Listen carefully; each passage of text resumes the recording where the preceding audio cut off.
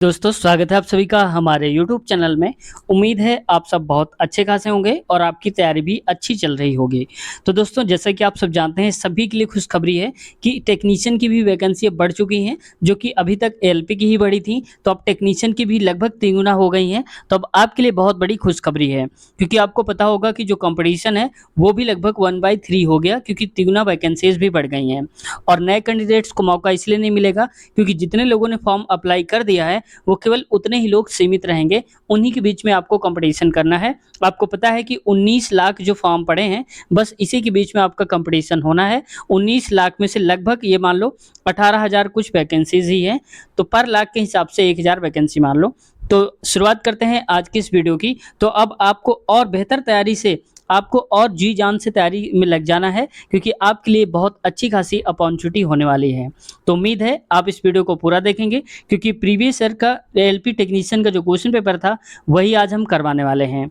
तो दोस्तों चैनल को सब्सक्राइब नहीं किया है तो ऐसी वीडियोस देखने के लिए चैनल को सब्सक्राइब कर लीजिए, क्योंकि इस चैनल पे आपको रेलवे संबंधित सारे प्रीवियस ईयर पेपर आपको मिलते रहेंगे, चाहे एनटीपीसी हो, ग्रुप डी, एएलपी टेक्नीशियन या कोई भी एग्जाम हो। तो शुरुआत करते हैं आज की इस वीडियो की। पहला क्वेश्चन है, कहा जा रहा है एमपीईजी का पूर्ण रूप क्या है, यानी कि इसका फुल फॉर्म क्या है। तो एमपीईजी का फुल फॉर्म होता है moving picture experts group. M से moving, M pictures, E experts, G से ग्रुप, याद रखना। अगला क्वेश्चन देखो, नेक्स्ट क्वेश्चन है और इस पे कहा जा रहा है, ये इंपॉर्टेंट क्वेश्चन है, भारत की प्रथम पंचवर्षीय योजना का मुख्य केंद्र बिंदु क्या था। तो पहला जो केंद्र बिंदु था वो था कि कृषि पर ध्यान देने के साथ प्राथमिक क्षेत्र का विकास हो। प्राथमिक क्षेत्र के अंतर्गत दोस्तों वो आते हैं जैसे कि किसानी से संबंधित पशुपालन, मुर्गी पालन, खेती किसानी, तो ये प्राथमिक सेक्टर में आता है। दूसरे सेक्टर पे क्या आता है, जैसे कोई उद्योग की बात होती है, फैक्ट्री वगैरह होता है जहाँ पर कुछ चीज़ें बनाई जाती हैं, तो द्वितीय सेक्टर में आता है। तीसरा सेक्टर जो होता है हमारा तृतीयक श्रेणी का, वो होता है सेवा क्षेत्र, जैसे बैंक, होटल्स, मॉल्स, ये सारे के सारे जो सेवा क्षेत्र के होते हैं ये तीसरे सेक्टर पे आते हैं।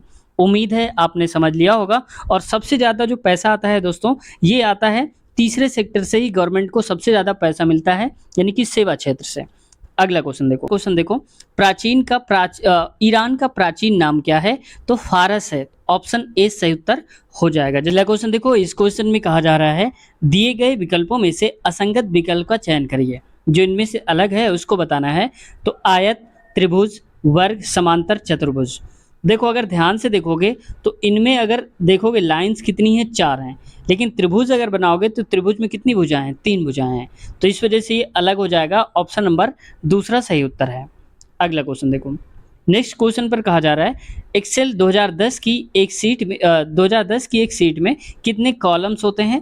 तो ये होते हैं 16,384 कॉलम होते हैं। ये कंप्यूटर का क्वेश्चन है, याद रखना। देखो कंप्यूटर का पूछा जाता है टेक्नीशियन में, तो ऐसे करके पूछ लिया जाता है। अगला क्वेश्चन देखो, नेक्स्ट क्वेश्चन में कहा जा रहा है, ये बहुत बड़ा क्वेश्चन होता है, ठीक है। देखो एक्स और वाई एक कार्य को 28 दिन और 20 दिनों में पूरा करते हैं। एक्स ने अकेले कार्य करना शुरू किया, 4 दिन बाद वाई उसके साथ कार्य में शामिल हो गया। मतलब 4 दिनों तक तो वाई एक्स अकेला करता रहा, लेकिन इसके बाद वाई भी आ गया, तो एक्स और वाई दोनों करने लगे। तो कार्य पूरा होने तक उसके साथ कार्य किया, मतलब काम किया, तो कार्य कितने समय तक चला, यानी कि कितने समय तक कार्य चला था, ये बताना है। तो सबसे पहले इनकी क्षमता निकालो। तो देखो x को मैं a लिख देता हूँ, मुझे सबसे अच्छा लगता है a भी लिखना, तो 28 कर देता हूँ। और y को मैं b मानता हूँ और b की वैल्यू है 20। अब अगर इन दोनों का एलसीएम लोगे तो एलसीएम आएगा 140। अब देखो अगर इसका मल्टीप्लाई कराओगे तो कितने बार में मिलेगा, 5 40, 5 10 100, यानी कि 5 बार में मिलेगा, और ये मिलेगा 7 बार में। तो a की क्षमता हो गई 5 और b की क्षमता हो गई 7। अब कह रहा है 140 काम है, ए ने 4 दिन किया, तो आप बताओ कि 5 के हिसाब से उसने करा होगा, भाई ए की क्षमता अकेले ही करा है ना, तो 5 के हिसाब से 4 दिन तक किया तो 20 काम कर डाला होगा। तो बचा काम कितना हमारे पास, 20 हटा दो, तो 120 काम बचा। अब ये जो 120 काम बचा होगा उसमें से ये और ये दोनों जुड़ गए, तो इसकी वैल्यू 5 और इसकी वैल्यू 7, तो 7 5 12। अब काम होने लगा 12 के हिसाब से, समझ में आया। मतलब 4 दिन इसने काम करा अकेले, 4 दिन, और देखो इसको काट दो, 10 दिन ये हो गया। तो देखो 10 दिन यहाँ काम हुआ, 4 दिन यहाँ काम हुआ, तो टोटल काम कितने दिन हुआ, 14 दिन हुआ। तो ऑप्शन नंबर तीसरा सही उत्तर हो जाएगा। अगर ये बोला जाता कि दोनों ने साथ मिलकर कितने दिन तक काम किया, तो 10 दिनों तक काम किया, लेकिन पूछा जा रहा है ओवरऑल कितने दिन काम करने में समय लगा, तो 10 इधर और 4 इधर, 14 हो गया टोटल। तो ऑप्शन नंबर हमारा आ जाएगा तीसरा वाला। Next question, east India company ने भारत के किस शहर में अपना पहला व्यापारिक केंद्र स्थापित किया था? तो सूरत में लगाया था पहली फैक्ट्री। अब आपको बताना है 1600 कितने ईस्वी में लगाया था, ठीक है, 1600 आगे आपको बताना है, या 1600 ईस्वी ही था, 1607 था, क्या था आपको बताना है, ठीक है। अगला क्वेश्चन देखो, नेक्स्ट है, यदि x अनुपात y बराबर 4:3 है तो x cube minus y cube अनुपाते x cube plus y cube का मान बताना है, ठीक है। तो सबसे पहले देखो x की जगह पे आपको 4 रखना है और y की जगह पे 3 रखना है। तो देखो x की जगह पे 4 रखो, तो यहाँ पर 4 है तो हो जाएगा 4 का क्यूब, माइनस y की जगह पे क्या रखना है 3, तो हो जाएगा 3 का क्यूब, ठीक है। अनुपात लगा दो, अनुपात कोई बात नहीं, ठीक है। आगे देखो x का क्यूब करना है तो फिर से x का क्यूब हो जाएगा वही वाला, तो यहाँ पर लिखोगे 4 का क्यूब माइनस 3 का क्यूब, ऐसे भी कर सकते हो, या फॉर्मूला लगाना चाहो तो फॉर्मूले से भी कर सकते हो, ठीक है।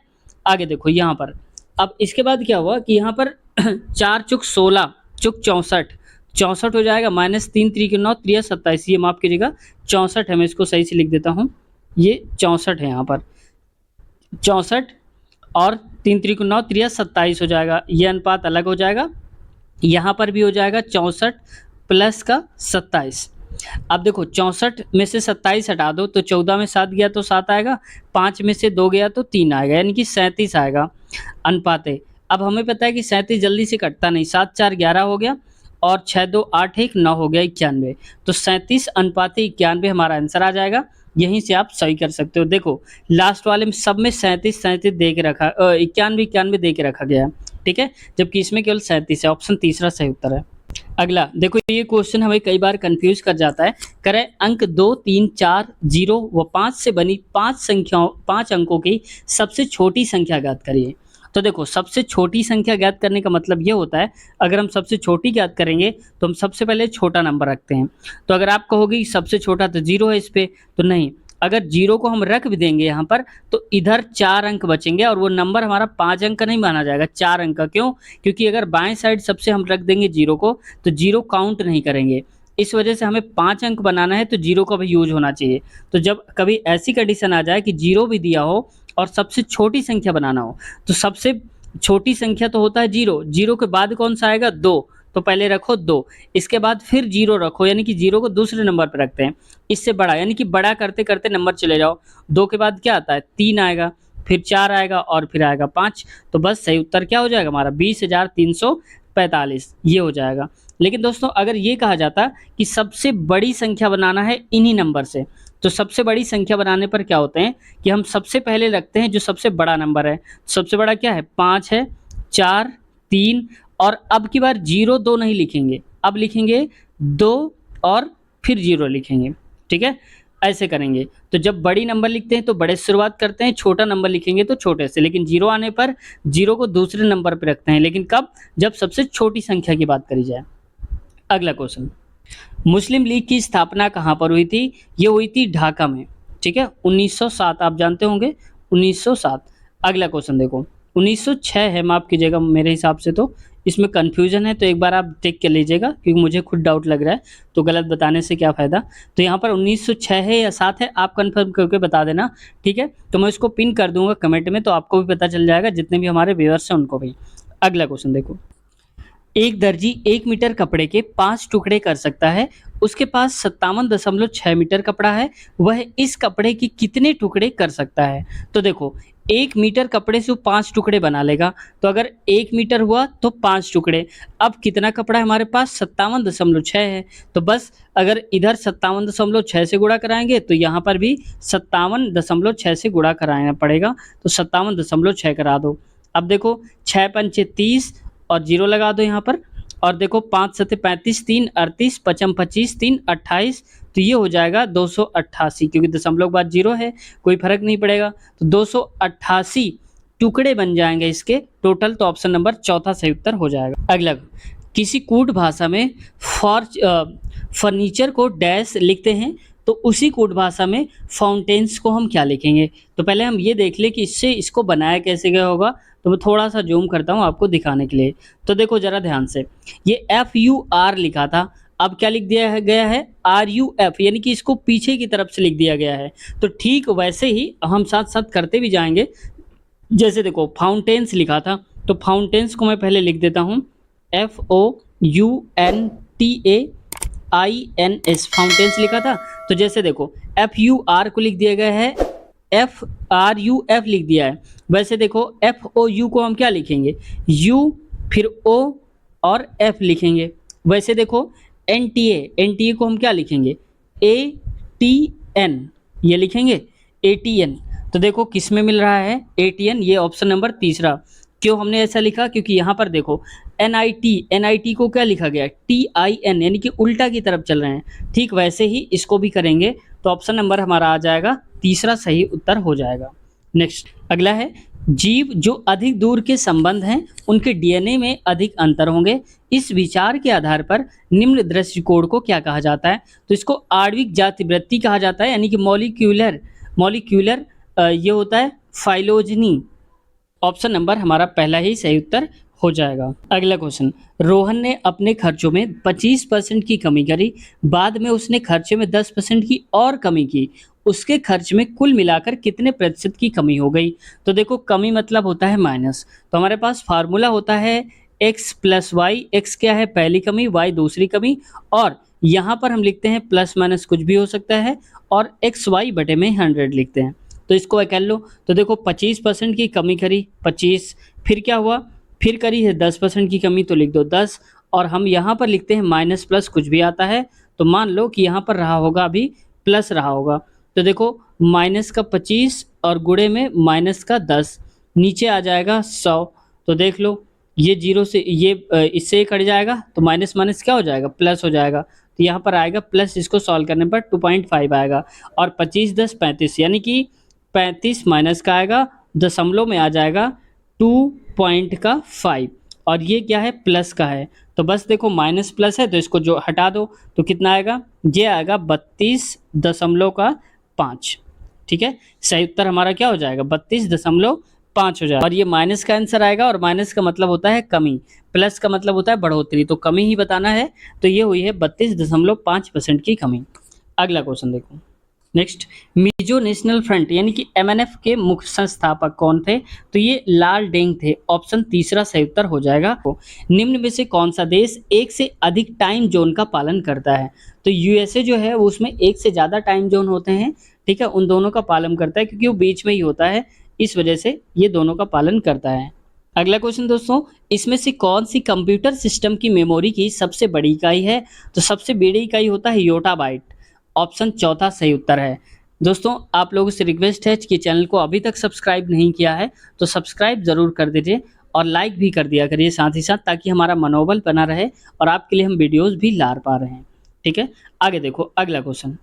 इसमें कहा जा रहा है भारत द्वारा प्रक्षेपित विश्व के सबसे छोटे अंतरिक्ष यान का नाम क्या है। तो भारत द्वारा प्रक्षेपित की बात हो रही है, बाकी विश्व की बात नहीं हो रही है। तो लेकिन विश्व का सबसे छोटा बन गया है भारत का, ये है स्प्राइट्स, ऑप्शन चौथा सही उत्तर है। नेक्स्ट, अजंता गुफाओं की चित्रकारी क्या दर्शाती है। तो ये जातक कथाएं बताती है, ऑप्शन दूसरा सही उत्तर है। अगला क्वेश्चन देखो। नेक्स्ट है, भारतीय स्टेट बैंक SBI की स्थापना वर्ष में हुई थी। तो ये 1806 ईस्वी में हुई थी, चौथा नंबर सही उत्तर है। अगला है, G7 क्या है। तो IMF द्वारा घोषित विश्व की 7 उन्नत अर्थव्यवस्थाएं G7 कहलाती हैं, सही उत्तर है पहला वाला। अगला क्वेश्चन देखो। नेक्स्ट, एक सींग वाला गैंडा भारत में कहाँ पाया जाता है। और ये तो फेमस ही होगा, काजीरंगा नेशनल पार्क आपने नाम सुना होगा। ये एक सींग वाले गैंडे के लिए फेमस है, जो कि कहाँ पर है, आसाम में है, काजीरंगा नेशनल पार्क। अगला क्वेश्चन देखो। इसमें कहा जा रहा है दो संख्याओं का अनुपात 9:11 है। यदि प्रत्येक संख्या में 6 जोड़ा जाता है तो उनका अनुपात 6:7 हो जाता है। बड़ी संख्या ज्ञात करिए। ठीक है, अब प्रत्येक में से 6 जोड़ा जाता है, क्वेश्चन है। अब देखो इसमें से क्या बताना है, उनका अनुपात 6:7 हो जाता है, बड़ी संख्या हमें बताना है। ठीक है, तो देखो अब इसमें से क्या है कि सबसे पहले 2 संख्याएँ हैं 9 और 11, ये पहली हैं, लेकिन बाद में 6, 7 हो जाता है, तो बाद वाली पहले लिखो 6 और 7। यहाँ है 9 और 11, ये पहला दूसरा वाला अनुपात है, ये पहला वाला अनुपात है। अब देखो ज़रा ध्यान से कि ये बड़ी संख्याएँ पहले होनी चाहिए, बाद में होनी चाहिए क्योंकि 6 से जोड़ा गया है, लेकिन अनुपात में ये 7 और नीचे वाली 11 है।